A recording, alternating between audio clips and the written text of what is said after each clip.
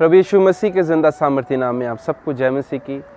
मैं खुदा का सेवक इसहाक क्लाइमेंट और आप सबका भाई, मैं प्रभु यीशु मसीह की हजूरी में आप सबका स्वागत करता हूं।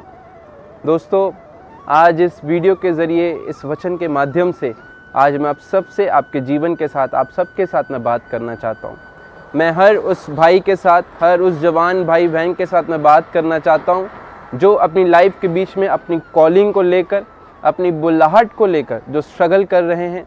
मैं उनके साथ बात करना चाहता हूँ। मैं उनके साथ बात करना चाहता हूँ जो अपने जीवन के बीच में पाप को देख रहे हैं और उससे निकल नहीं पा रहे। मैं उनके साथ आज बात करना चाहता हूँ इस कलाम के द्वारा जो प्रभु यीशु मसीह ने मेरे हाथ में दिया है।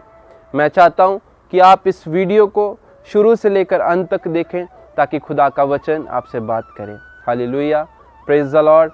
आइए हम सबसे पहले खुदा के वचन के बीच में चलते हैं। अगर हम प्रेरितों के काम उसकी 8 बाब चैप्टर 8 उसकी वर्ष 26 से पढ़ें तो यहाँ पर हम देखते हैं कि यहाँ पर फिलिप्पुस नाम का एक व्यक्ति है जो खुदा का बहुत ही ईमानदार आत्मिक सेवक है, जो परमेश्वर की पूरी आज्ञाओं को मानता है। मैं आपके लिए इस वचन को पढ़ देता हूँ। यहाँ पर खुदा का वचन कहता है, फिर प्रभु के एक स्वर्गदूत ने फिलिप्पुस से कहा, उठ और दक्षिण की ओर उस मार्ग पर जा जो यरूशलेम से गाजा को जाता है। ये रेगिस्तान मार्ग है। वह उठकर चल दिया और देखो, क्रूस देश का एक मनुष्य आ रहा था जो खोजा और कुशियों की रानी कंदाके का मंत्री और खजांची था। वह आराधना करने को यरूशलेम आया था। वह अपने रथ पर बैठा हुआ था और यशायाह भविष्यवक्ता की पुस्तक पढ़ता हुआ लौटा जा रहा था। तब आत्मा ने फिलिप्पुस से कहा, निकट जाकर इस रथ के साथ हो ले। फिलिप्पुस उसकी ओर दौड़ा और यशायाह भविष्यवक्ता की पुस्तक पढ़ते हुए सुना और पूछा, तू जो पढ़ रहा है क्या उसे समझता भी है? उसने कहा, जब तक कोई मुझे ना समझाए तो मैं कैसे समझूं? और उसने फिलिप्पुस से विनती की और वह चढ़कर उसके पास बैठे। पवित्र शास्त्र जो अध्याय वह पढ़ रहा था वह ये था, वह भेड़ के समान वध होने को पहुंचाया गया और जैसा मेमना अपने उन कतरने वालों के सामने चुपचाप रहता है, वैसे ही उसने भी अपने मुंह ना खोला। उसकी दीनता में उसका न्याय नहीं होने पाया और उसके समय के लोगों का वर्णन कौन करेगा, क्योंकि पृथ्वी से उसका प्राण उठा लिया जाता है। अगली आयत में खुदा का वचन कहता है, इस पर खोजे ने फिलिप्पुस से पूछा, मैं तुझसे विनती करता हूँ कि ये बता कि भविष्यवक्ता ये किसके विषय में बताता है, अपने या किसी दूसरे के विषय में? तब फिलिप्पुस ने अपना मुंह खोला और इसी शास्त्र से आरंभ करके यीशु का सुसमाचार सुनाया। मार्ग में चलते चलते वे किसी जल की जगह पहुंचे। तब खोजा ने कहा, देख ये जल है, अब मुझे बपतिस्मा लेने में क्या रोक है? फिलिप्पुस ने कहा, यदि तू सारे मन से विश्वास करता है तो ले सकता है। उसने उत्तर दिया, मैं विश्वास करता हूँ कि यीशु मसीह परमेश्वर का पुत्र है। और हम देखते हैं कि आगे जाकर वो खोजा व्यक्ति बपतिस्मा लेता है। हालेलुया। मेरे भाइयों, मेरी बहनों, हम इस जो खुदा के हमने वचन को पढ़ा, हम फिलिप्पुस की जीवन से क्या पढ़ते हैं? खुदा ने अपना एक स्वर्गदूत भेजा फिलिप्पुस के पास और उसने कहा कि जा, उठ दक्षिण की ओर जा, उस मार्ग पर जा और गाजा की ओर जा तू और उस रेगिस्तान की तरफ जा। एक बात यहाँ पर नोट करने वाली है कि स्वर्गदूत ने फिलिप्पुस से कहा कि रेगिस्तान के रास्ते की ओर जा, पर फिलिप्पुस ने एक बार भी सवाल नहीं किया कि परमेश्वर, तू मुझे इतनी अच्छी जगह से उठाकर तू मुझे रेगिस्तान की ओर क्यों ले जाना चाहता है, जहाँ पर ना पानी है ना खाने को कुछ है? मैं कैसे वहाँ पर मैं सरवाइव करूँगा? हालेलुया। मेरे भाइयों, मेरी बहनों, आज इसी तरह खुदा परमेश्वर, खुदा का वचन, पवित्र आत्मा हमें कहता है कि उठ और जा। खुदा हमें चुनता है अपनी कॉलिंग को पूरा करने के लिए। खुदा ने आपको ठहराया है ताकि आप उसके सुसमाचार को लेकर जाएं। फिलिप्पुस ने ये नहीं सोचा कि अगर मैं जाऊंगा रेगिस्तान में तो मुझे वहां जाकर क्या प्रॉब्लम होगी। उसने ये बिल्कुल नहीं सोचा। उसने कहा अगर परमेश्वर की आज्ञा है जाने के लिए तो वो गया और उसने बिना सोचे समझे अपने कदमों को बढ़ाता गया रेगिस्तान की तरफ। Hallelujah, hallelujah. आज बहुत सारे लोग इसलिए सेवकाई से डरते हैं, इसलिए खुदा के वचन को सुनाने से डरते हैं, इसलिए खुदा के गवाह बनने से डरते हैं कि वो परेशानियों का सामना करने से डरते हैं, वो परेशानियों का सामना नहीं करना चाहते। वो सोचते हैं कि सेवकाई के बीच में आपको गालियां सुननी पड़ेंगी, सेवकाई के बीच में आपको बहुत ज़्यादा आपको स्ट्रगल फेस करना पड़ेगा, आपको आपके खुदा के वचन को सुनाने के लिए, खुदा के गवाह बनने के लिए आपको अपमान, आपको वो इंसल्ट सहनी पड़ेगी। आज लोग वो इंसल्ट नहीं सहना चाहते, इसलिए बहुत सारे लोग भागते हैं खुदा के कार्य से, खुदा के गवाह बनने से। अगर मेरे प्रियो, मेरे भाइयों, मेरी बहनों, अगर आज आप खुदा के कार्य करने से भाग रहे हैं तो ये वचन आपके लिए है। ऐसा ना हो खुदा ने आपको कहीं रखा हो और अब अपनी कॉलिंग को भूलकर आप उस कार्य को करने में लगे हैं जो खुदा को जलाल नहीं देता, जो खुदा के नाम को बढ़ियाई नहीं देता, जो खुदा के नाम को ऊंचा नहीं करता। हालेलुया। अब हम आगे जाकर देखते हैं, तब खुदा के वचन में लिखा है कि फिलिप्पुस उसकी ओर दौड़ा और वह यशाया भविष्यवक्ता की पुस्तक पढ़ते हुए सुना। तो उसने पूछा, तो क्या पढ़ रहा है?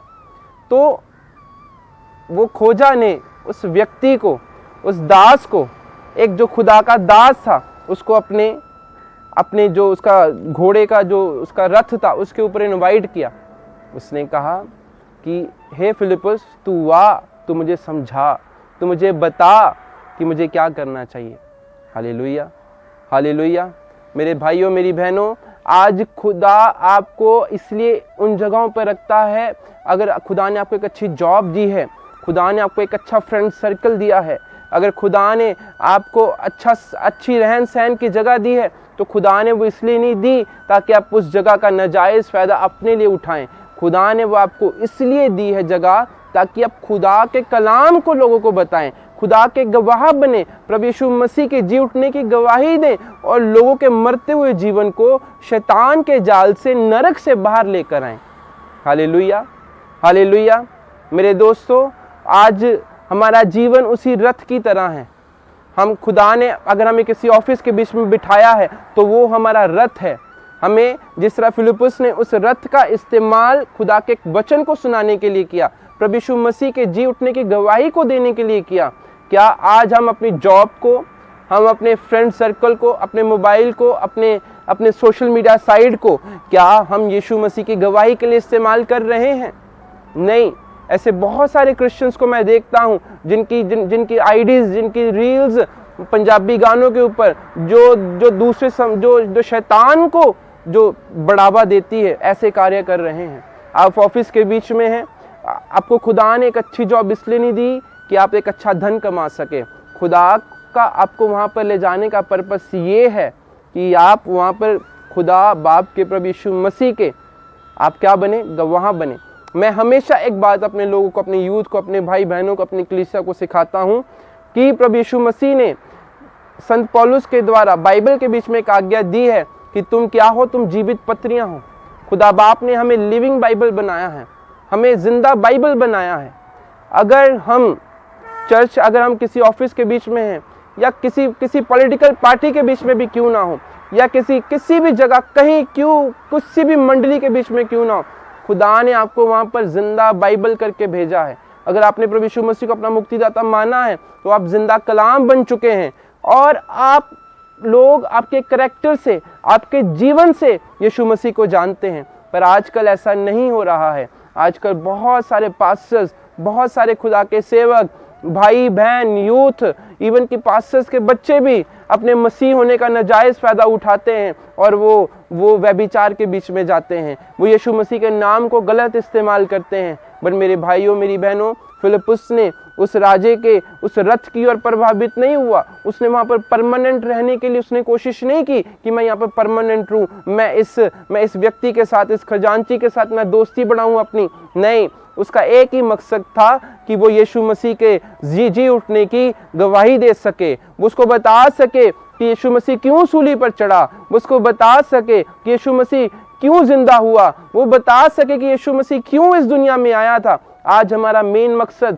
हम कहीं भी क्यों ना हो, चाहे हम किसी दुकान के ऊपर काम कर रहे हैं, चाहे हम कोई गेम खेल रहे हैं, चाहे हम चर्च जा रहे हैं, चाहे हम किसी ऑफिस के बीच में, या किसी भी हम कहीं भी रहते हैं, किसी गली मोहल्ले में हम जाते हैं, तो हमारा जीवन एक गवाही बनना चाहिए। लोग बोलें कि हाँ, ये मसीह का व्यक्ति है, ये यीशु मसीह का सच्चा व्यक्ति है। लोग आपके जीवन को देखकर यीशु मसीह को अपना मुक्तिदाता बनाने के लिए लोग भागे भागे चले आए। हालेलुया। पर लेकिन ऐसा नहीं है। बपतिस्मा लिए हुए लोग भी आज गालियां दे रहे हैं, बपतिस्मा लिए हुए लोग भी आज व्यभिचार कर रहे हैं, बपतिस्मा लिए हुए लोग भी आज ऐसे गंदे गंदे कार्य कर रहे हैं जो एक अन्य जाति के लोग करते हैं।